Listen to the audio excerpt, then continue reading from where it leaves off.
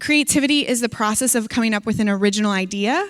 Divergent thinking is the ability to think about lots of possible solutions to the same question. It's the ability to think laterally, not linearly. So like, what does this mean? So one example would be like, how many uses can you dream up to, how many uses for a paperclip can you dream up? And actually, I'm gonna time you guys and I'm gonna ask you to just turn to whoever's next to you, like buddy up. There's no right or wrong answers to this. I'll give you 60 seconds and just brainstorm with that person how many uses you can think of for a paperclip. All right, time's up. Isn't that great fun? All right, how many of you thought of 5 or more? Great, that's great. How many thought of 7 or more?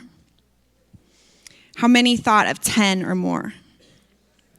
Thin and out. And how many thought of 15 or more? So, oh, I see you back there. I see you up there. Okay. How many think it would be very difficult to, if you had unlimited time, to think of 100? I mean, unlimited within reason. So, most people, most adults can think about between 10 and 15 before this starts getting very, very difficult.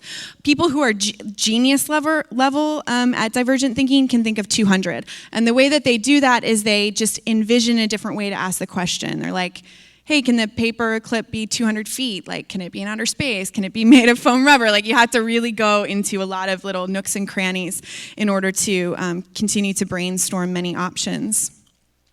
I bring this up, there was a study done, and it's featured in the book Breakpoint and Beyond, and if y'all are really interested in this, you should look it up. There's also a really great RSA on YouTube called like Changing Education Paradigms, and this is where I'm taking this from. But the study was a longitudinal study, and so it followed 1,500 children over like 18 years. And it found that at kindergarten age, 98% of us are at genius level at divergent thinking. And then by the time we reach our teenage years, that number just plummets into, I actually don't remember the exact number, but it's something crazy like 12% or 8% or something like that. So we know that we're all born with this capacity, and mostly over time we lose the capacity. And the one thing that happens to us between the age of kindergarten and 18 is we go to school, right? And the school paradigm is there's one answer.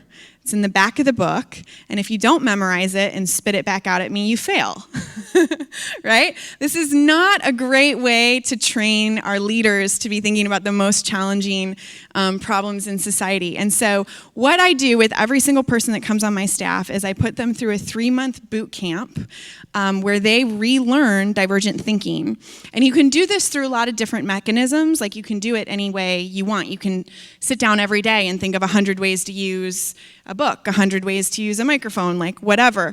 The way that we do it as Upworthy is we make our writers write 25 headlines per piece. And they also do a lot of drafts on visuals and supporting text as well. But the 25 headlines, and I mean, you can really see it takes them like an hour the first time they do it. And I've had some curators that are like, I can't get past 19, I just can't do it, you know? And, it takes everybody a little bit of time to sort of work into this, but eventually, when you become good, it's like a muscle. When you exercise it and you build it back up, you're very good. So most of my curators can write somewhere between 100 and 175 headlines in an hour. Just spit them out. And that's how fast and that's how flexible you want your brain to be when you're thinking about problems and solutions.